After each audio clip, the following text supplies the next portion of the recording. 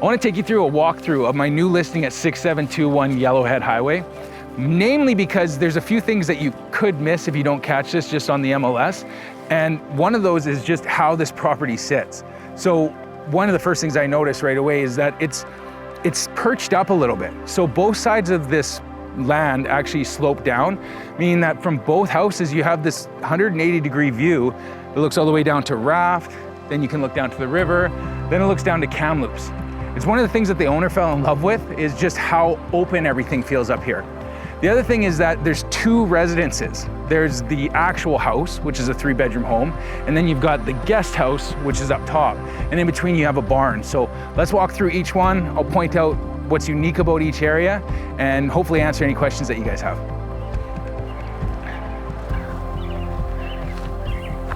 There's a lot of birds in here. You start to realize that you're not in the city anymore. To give you actually an idea of where the location is on this, you are just 5 minutes past Chinook Golf Course and Barrier. So you're only 45 minutes to Kamloops, but it definitely feels a lot more rural and it just goes at a slower pace out here. Let's go take a look at the first house. Now this first house is where most of the updates have been done. The owners that did the renovations are licensed tilers and it shows immediately when you walk in. Now, some cool things about this property, because you might be wondering how it was set up. This used to be a completely different layout. When they moved the kitchen and everything to the one side, they opened up the room, which made for a formal living room, a formal dining room. They also built up the master bedroom up top. So we've got some photos that can show the master suite. And then it actually also opened up for 2 more bedrooms that are on this main level. So even though it's not a huge footprint, it feels like a full-size house because of the way that they've set everything up and the really good use of space that they had. Now, the other things that they've done is they've updated all the plumbing, they've updated a lot of the wiring, they've done a lot onto the exterior. So this home is turnkey and ready to move into.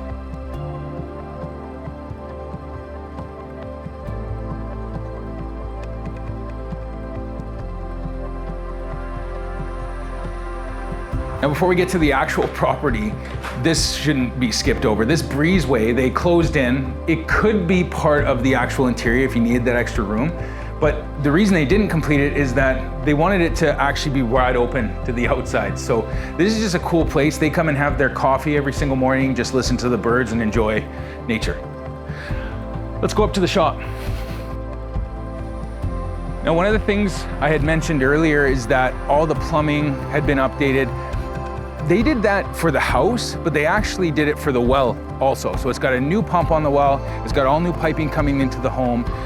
They revamped everything in there.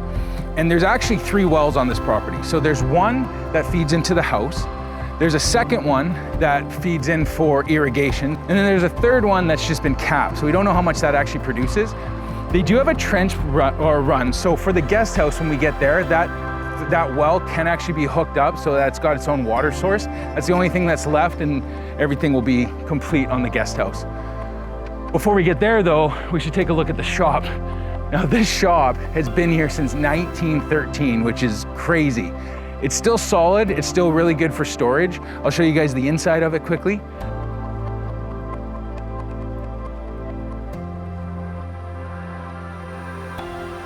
One other thing worth mentioning is that there's actually 3 hydro connections, and this shop is completely connected to its own power. So that means the house has power, the shop has its own power, and then the guest house has its own power.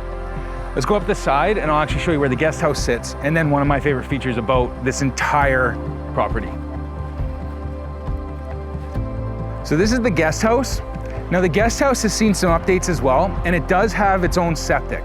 So outside of the water being connected, which we actually already have the lines to do that, this is a self-contained, could be lived in secondary home.